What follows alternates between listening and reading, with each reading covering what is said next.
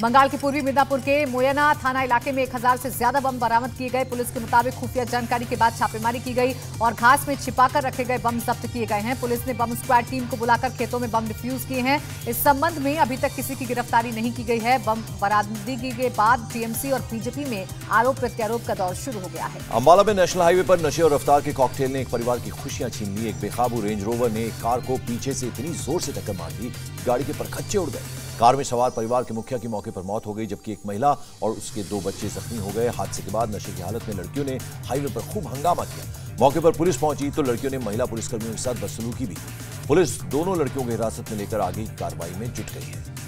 मुरादाबाद में बीजेपी के किसान मोर्चा के महामंत्री के साथ मारपीट का वीडियो सामने आया है। बताया जा रहा है कि एक शादी समारोह से लौट रहे किसान नेता को बाइक पर सवार लड़कों ने रोका और कार से जबरन उतारकर जमकर पिटाई की। मौके पर पहुंची पुलिस ने दिनेश को किसी तरह वहां से निकाला। मामले में पुलिस ने केस दर्ज कर लिया है और सीसीटीवी से आरोपियों की पहचान में जुट गई है। सीओ ने बताया कि जांच के बाद दोषियों पर कड़ी कार्रवाई की जाएगी। महाराष्ट्र से शुरू हुआ हनुमान चालीसा विवाद अब जम्मू कश्मीर पहुंच गया। जम्मू के जीजीएम साइंस कॉलेज में चालीसा पढ़े जाने पर छात्रों के गुट ने जमकर हंगामा काटा।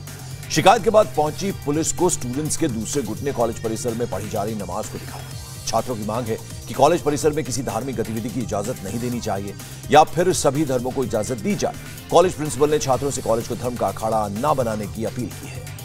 यूपी में भूमाफिया और अवैध निर्माण पर योगी सरकार का एक्शन लगातार जारी। मेरठ में 14 स्थानों पर बुलडोजर से अवैध निर्माण तोड़े जा रहे हैं। उदयपुर इलाके में 10 बीघे में बनी कॉलोनी को बुलडोजर से जमींदोज कर दिया गया। इस कॉलोनी को बिल्डर ने बिना नक्शा पास कर बनाया था। बुलडोजर की कार्रवाई से पहले एटीए ने नोटिस भी जारी किए। दिल्ली के वसंत विहार में ट्रिपल सुसाइड केस में बड़ा खुलासा हुआ है। खुदकुशी के लिए मां और 2 बेटियों ने अपने घर को ही गैस चैम्बर बना लिया। सुसाइड से पहले घर को पूरी तरह से पैक किया गया। हर खिड़की और रोशनदान पर भी पॉलीथीन चढ़ाकर बंद कर दिया गया। फिर गैस का सिलेंडर खोलकर सुसाइड कर लिया। मौके से पुलिस को एक सुसाइड नोट भी मिला, जिसमें लिखा था कि घर के अंदर खतरनाक गैस भरी है, दरवाजा खोलने के बाद लाइट या माचिस न जलाएं। पड़ोसियों ने बताया कि पिता की मौत के बाद पूरा परिवार डिप्रेशन में था। यूपी के सिद्धार्थनगर में रफ्तार का कहर देखने को मिला। यहां एक बोलेरो ने सड़क किनारे खड़े ट्रक में पीछे से जोरदार टक्कर मार दी। इस हादसे में मौके पर ही 8 लोगों की मौत हो गई, जबकि 3 लोग गंभीर रूप से घायल हो गए। टक्कर इतनी जबरदस्त थी कि गाड़ी के परखच्चे उड़ गए। बताया जा रहा है कि गाड़ी में कुल 11 लोग सवार थे, जो बारात में शामिल होकर घर वापस लौट रहे हैं। घायलों को अस्पताल में भर्ती करवाकर पुलिस ने मामले की जांच शुरू कर दी है। वहीं पीएम मोदी ने मृतकों के परिजनों को 2-2 लाख मुआवजा देने का ऐलान किया है। गोवा के मापुसा में भी दर्दनाक सड़क हादसा हुआ है। यहां बेकाबू होकर एक कार सड़क किनारे पेड़ से टकरा गई। हादसे में कार सवार 3 लोगों की मौत हो गई। बताया जा रहा है कि तेज रफ्तार कार अचानक बेकाबू हो गई। जब तक ड्राइवर कुछ समझ पाता तब तक हादसे का शिकार हो गई। हादसे में कार पूरी तरह से क्षतिग्रस्त हो गई है। जोधपुर में पाली जाने वाले हाईवे पर हुए हादसे में 2 जैन संतों की जान चली गई, जबकि एक संत गंभीर रूप से घायल हो गए। पुलिस के मुताबिक मोगड़ा गांव के पास सुबह एक तेज रफ्तार ट्रक ने 3 संतों को कुचल दिया। घायल संत को अस्पताल में भर्ती करवाया गया। सीएम अशोक गहलोत और पूर्व सीएम वसुंधरा राजे ने हादसे पर दुख जताया है। बाद में संतों को गाजे बाजे के साथ अंतिम विदाई दी गई, जिसमें बड़ी संख्या में लोग शामिल हुए। उधर असम के नगांव पुलिस हिरासत में एक शख्स की मौत पर बवाल मच गया। यहां गुस्साई भीड़ ने पुलिस स्टेशन पर पथराव किया, उसमें आग लगा दी। दमकल विभाग ने मौके पर पहुंचकर आग पर मुश्किल से काबू पाया। इस घटना में 2 पुलिसकर्मी घायल हुए हैं। पुलिस पूरे मामले की जांच में जुटी हुई है। अब तक 3 आरोपियों को गिरफ्तार किया गया है और 20 लोगों को हिरासत में भी लिया गया है। एसपी ने घटना से जुड़े लोगों पर सख्त कार्रवाई का आश्वासन दिया है। गुजरात के गांधीनगर में एक फार्मा कंपनी में भीषण आग लग गई। खबर के मुताबिक कलोल में जीआईडीसी में भारत रसायन कंपनी के बॉयलर में ब्लास्ट के बाद आग लगी और बॉयलर के पास रखे केमिकल की वजह से तेजी से पूरे परिसर में आग फैल गई। आग से कंपनी में काम कर रहे 6 मजदूर बुरी तरह झुलस गए हैं, जिन्हें अस्पताल में भर्ती करवा दिया गया है। सूचना पर फायर ब्रिगेड की 10 गाड़ियां मौके पर पहुंची और 3 घंटे की मेहनत के बाद आग पर काबू पाया। हरिद्वार के पेंटागन मॉल में आग का कहर टूटा है। बताया जा रहा है कि सिरकुल के पेंटागन मॉल की पहली मंजिल पर एक रेस्टोरेंट में आग लग गई और देखते देखते पूरा मॉल को अपनी चपेट में ले लिया। घटना की जानकारी मिलते ही फायर ब्रिगेड की 3 गाड़ियां मौके पर पहुंची और कई घंटों की मशक्कत के बाद आग पर काबू पाया। फायर स्टेशन अधिकारी के मुताबिक अभी तक की जांच में सामने आया है कि शॉर्ट सर्किट के कारण इस रेस्टोरेंट में आग लगी थी। भारी बारिश के बाद पूरा असम बाढ़ की चपेट में है। 31 जिलों की करीब 7 लाख आबादी जल जमाव से त्राहिमाम कर रही है। ऐसे में सेना और एनडीआरएफ के जवान देवदूत बनकर जमीन पर उतरे हुए हैं। होजाई के बाढ़ग्रस्त इलाकों में एनडीआरएफ टीम लोगों तक खाना पहुंचाने में लगी हुई है। टीमें गांव में राशन भी पहुंचा रही हैं, जिससे लोगों को खाने की परेशानी न उठानी पड़े। इन टीमों को स्थानीय प्रशासन भी अपना पूरा सहयोग दे रहा है। अलीगढ़ में आरटीआई कार्यकर्ता केशव देव पर केस दर्ज हो गया है। केशव देव ने आरटीआई जानकारी के आधार पर जामा मस्जिद पर कार्रवाई करने की मांग की थी। इसी संबंध में नोटिस लेकर पुलिस घर पहुंची तो वहां केशव ने पुलिस टीम के साथ धक्का मुक्की। इसके बाद पुलिस ने एक और केस दर्ज कर लिया।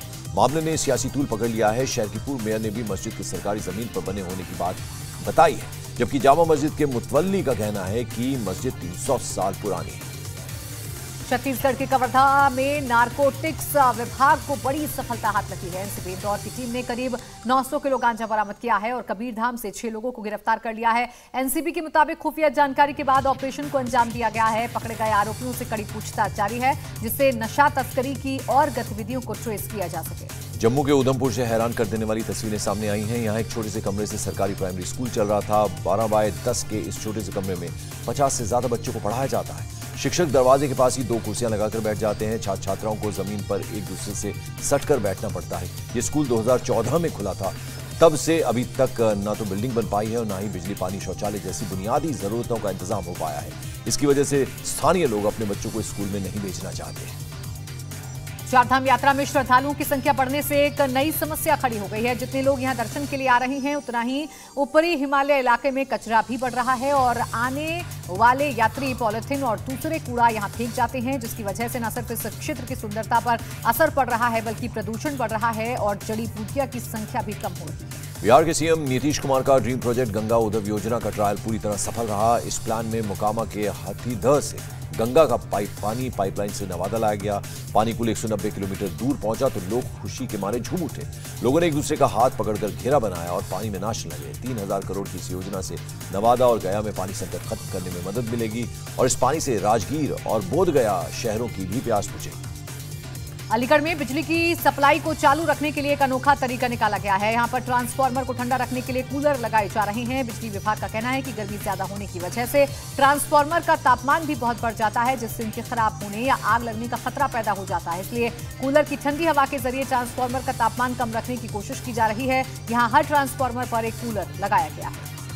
और अनंतनाग के कोकरनाग में व्हीलचेयर क्रिकेट टूर्नामेंट का आयोजन किया गया। इंडियन आर्मी और व्हीलचेयर क्रिकेट एसोसिएशन का साथ रंग लाया और दिव्यांगों का क्रिकेट टूर्नामेंट खेला गया। इसमें कश्मीर के सभी हिस्सों से 30 खिलाड़ियों ने हिस्सा लिया। टूर्नामेंट में 2 मैच खेले गए। फाइनल मुकाबला बडगाम की टीम ने जीता। एडमिनिस्ट्रेशन के कई बड़े ऑफिसर्स और लोकल जो लीडर्स हैं खिलाड़ियों का उत्साह बढ़ाने के लिए पहुंचे।